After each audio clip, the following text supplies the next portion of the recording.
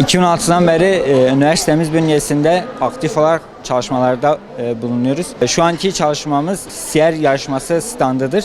Türkiye geneli yapılan siyer yarışmasının standı biz gençler olarak dedik ki biz de burada açalım. Erdemli Gençlik Kulübü olarak biz inanıyoruz ki bu toplumun erdemli bir toplum olması için, erdemli bir gençlik olması için her zamankinden daha çok siyerin öğretilerine, siyerin mesajlarına bizim ihtiyacımız var.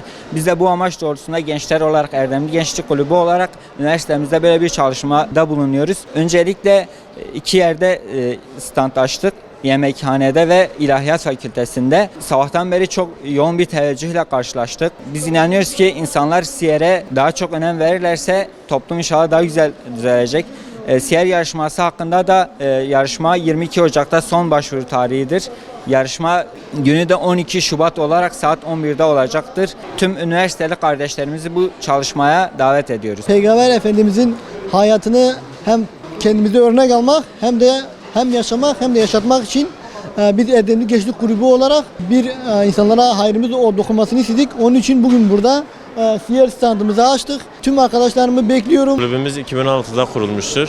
2016'dan beri her yıl etkinlikler düzenliyoruz. Bu ilki etkinliklerimizden biri de siyer yarışmasıdır. Siyer yarışmasının önemine değinirsek şu an zaten günümüze baktığımızda maalesef gençlik biraz kötü durumda. Ondan dolayı üniversitede yaptığımız bir çalışma. İnşallah tüm kardeşlerimizi kayıtlarımıza bekliyoruz.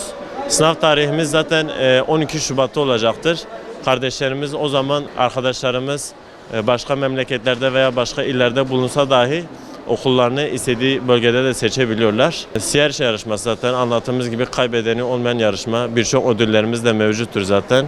Tabii en büyük ödül inşallah Allah'ın rızasını kazanmaktır. Herkesin siyer okuması lazım, özellikle üniversite öğrencilerinin. Çünkü Kur'an'dan sonra ikinci kaynağımız sünnettir. Hazreti Peygamber'in hayatını öğrenerek kendimize bir yol bulmuş oluruz. Aynı zamanda şuna da demek istiyorum. Arkadaşımız da dendi. Hem Osman Bey Merkezi Yemekhane önündeyiz hem de İlahiyat A bloktayız.